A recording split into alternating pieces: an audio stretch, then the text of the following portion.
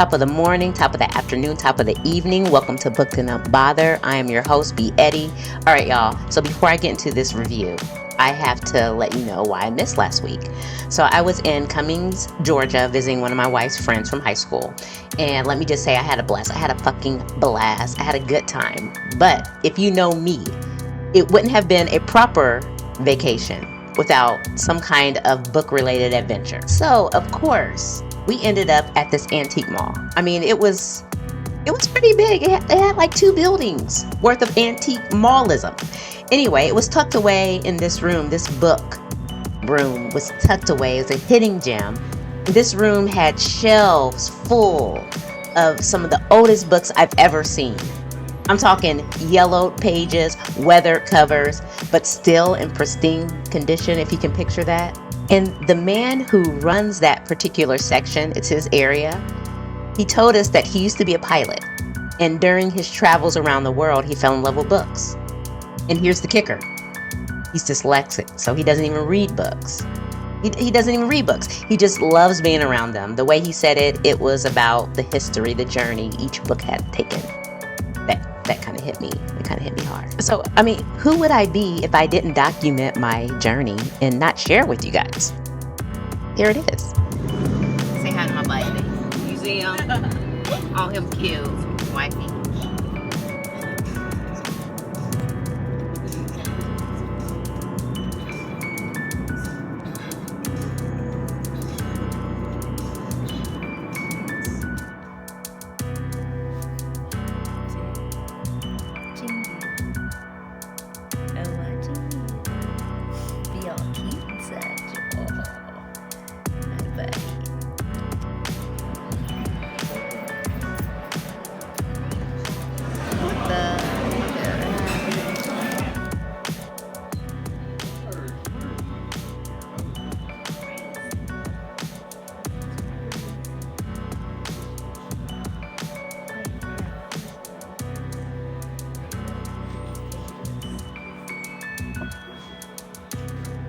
It's almost flared out from pulling on it. Yeah. No, and you should never, this is called the head or the crown. So you should never touch that when you're removing. Instead, just reach further back on the top of the textbook. Okay. Like if I want this book, instead of grabbing that crown. See this? Yeah. And all they had to do was do that. Yeah, okay. But another way is to push books on the side and take it out. Love that. Thank you. And then when you hold a book, you should hold it like you're holding a baby, where you always support the baby's head. But you know what? Hitting that antique mall wasn't the only soul-soothing moment that I had. We also did a little drive-through through this safari thing that they have, where you get to feed animals. They just walk up to you while you're in this safari truck. It was amazing. I didn't expect it to be as therapeutic as it was, but something about those gentle creatures walking up to you for a snack. That's all they wanted, was just a snack. And it calmed something in me. And I so appreciate being able to experience that. All right, now let's get to why you're really here for this book review. I just finished reading My Husband by Maude Ventura.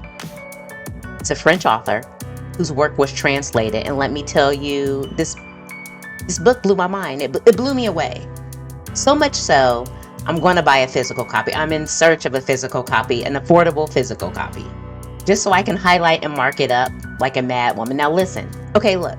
Listening to it via Audible, I felt like was a mistake. Not because it was not a good book, because it was a good book. It was too good of a book. I needed to be able to underline the lines that made me pause, gasp, and whisper, wow, under my breath. Reading this book felt like the narrator peeled back her scalp, invited me in to sit there front row inside of her mind.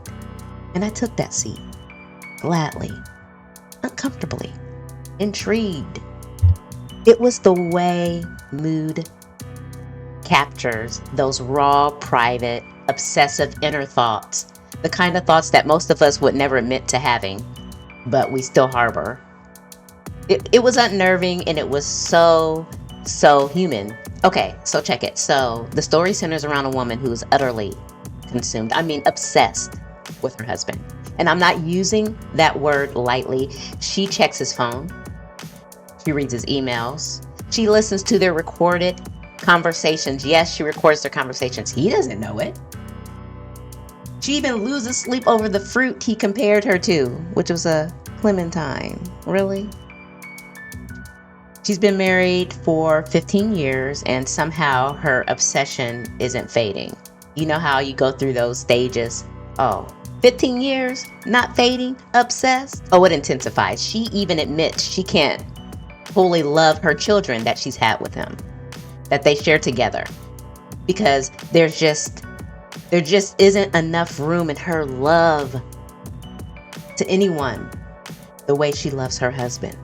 Yeah, it's bothering, right? Her spiraling, her slow descent into something unhinged was fascinating, disturbing, honestly, a little relatable.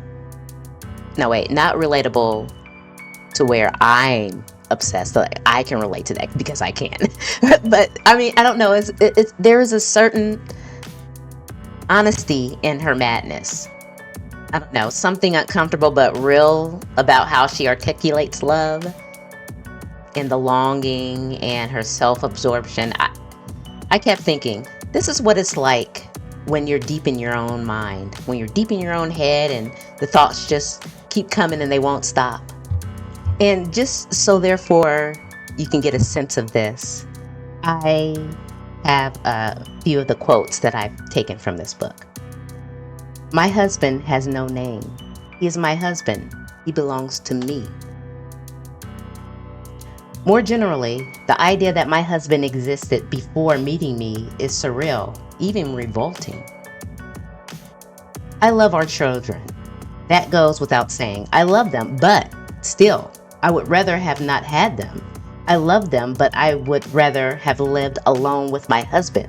Today, I think I can say with certainty that I could survive the death of one of my children, but not my husband. Damn. The last one. I do my best, but most of the time I'm too busy being in love to be a good mother.